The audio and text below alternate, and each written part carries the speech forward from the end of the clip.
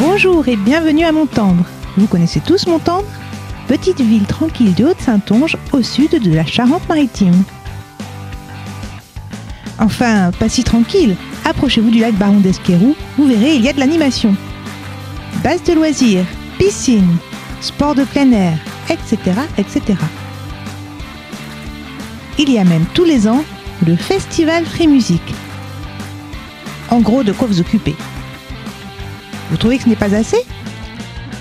Attendez un peu, il y a une surprise pour vous. Le labyrinthe de Montendre. Explication.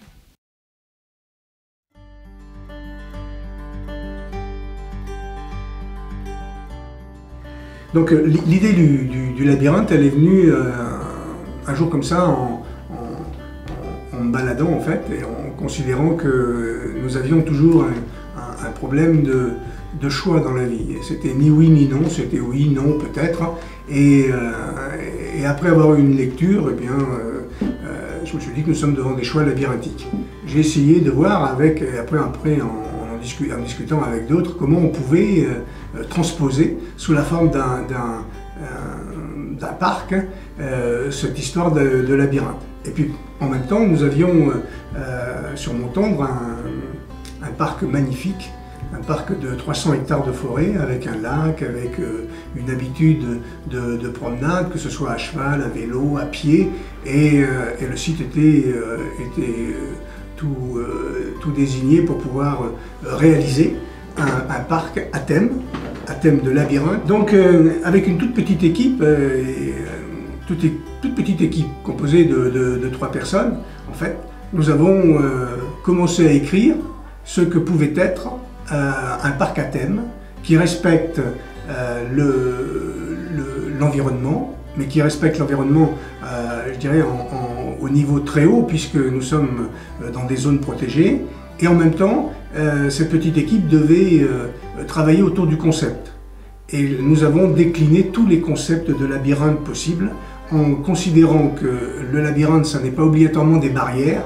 Et puis on en arrive là aujourd'hui à une conception d'un parc unique au monde, qui se développe sur plus de 11 hectares, qui décline plusieurs types de labyrinthes avec un outil qui est un outil moderne, complètement immatériel puisqu'il s'agit du numérique.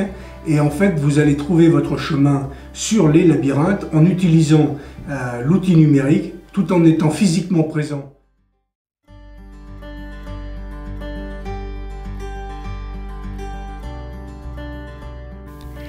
La conception du parc a été confiée à l'atelier Philippe Madec et ses associés.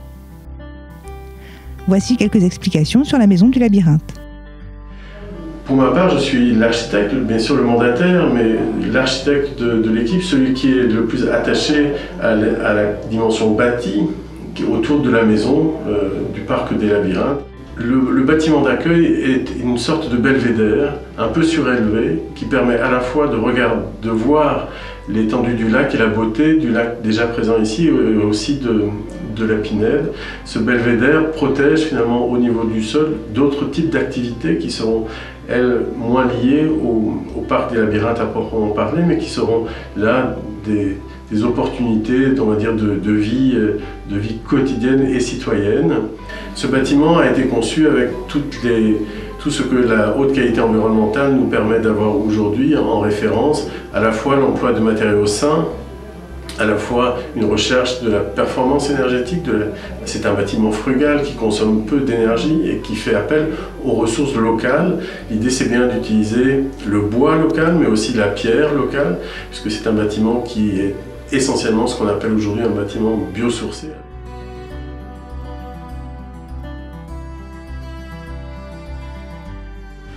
On a la chance d'avoir une forêt, et cette forêt en soi est un labyrinthe. Une forêt, ce sont des étapes différentes de la Pinède, très ordonnées, très jeunes, plus âgées, et puis toute une série d'envahissements de broussailles au sol.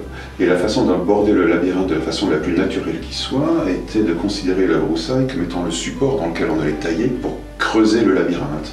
Et donc on s'appuie sur toutes les lignes de végétation et sur toutes les transverses pour dessiner un labyrinthe uniquement par la façon de travailler la forêt, de travailler l'embroussaillement, de débroussailler d'abattre certains arbres, etc.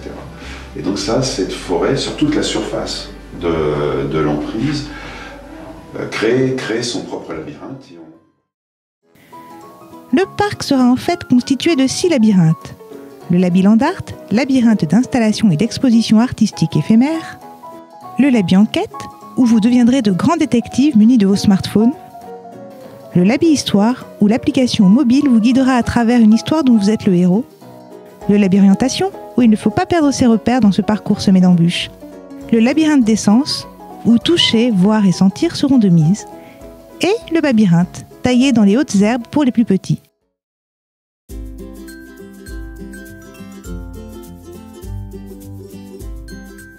Donc le multimédia et les nouvelles technologies dans le parc, dans le futur parc des labyrinthes de Montendre ont une place extrêmement importante pour plusieurs raisons. Elles participent à proposer aux visiteurs une visite attractive et augmentée. Elles permettent de faire vivre le parc et de le faire évoluer au fil des années en mettant à disposition de l'exploitant et donc du parc des outils de mise à jour et de renouvellement des contenus et des différentes expériences de visite. Ces technologies ne sont pas excluantes, elles vont permettre à tout type de visiteurs, que ce soit des enfants, des adultes, des familles, des groupes ou même des entreprises dans le cadre de la privatisation du parc, de venir vivre des expériences de jeu au travers des différents labyrinthes. Alors la chose assez inouïe de ce lieu, c'est qu'elle combine donc les deux expériences, physique et numérique.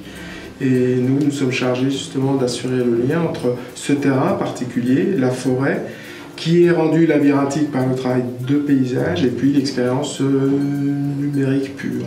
Donc on va se perdre dans le numérique, se perdre dans la forêt, au moyen d'un certain nombre, enfin par l'intermédiaire d'un certain nombre de moyens scénographiques.